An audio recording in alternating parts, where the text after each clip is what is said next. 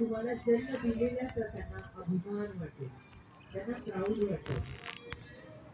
आई मागत नाही काही, पण जेव्हा मुलं स्वइच्छेने स्वखुशीने त्यांच्यासाठी काय करतात तर त्यांच्या आत्म्यातून तुम्हाला खूप सारे ब्लेसिंग भेटतील.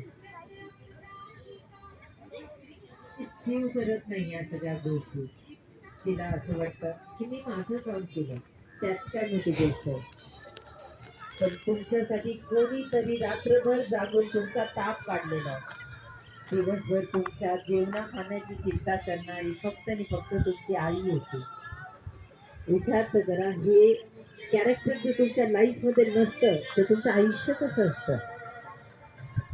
आज हे जीवन सगळं काही त्यांना समर्पित आहे आणि त्याच्यासाठी हे सर्व काही प्रोसेसेस आहे त्या आता त्यांना समर्पित करता करता हळुवारपणे तुमच्या हातामध्ये जो पेपर आहे हळुवारपणे त्याला टेअर वेअर करायचंय.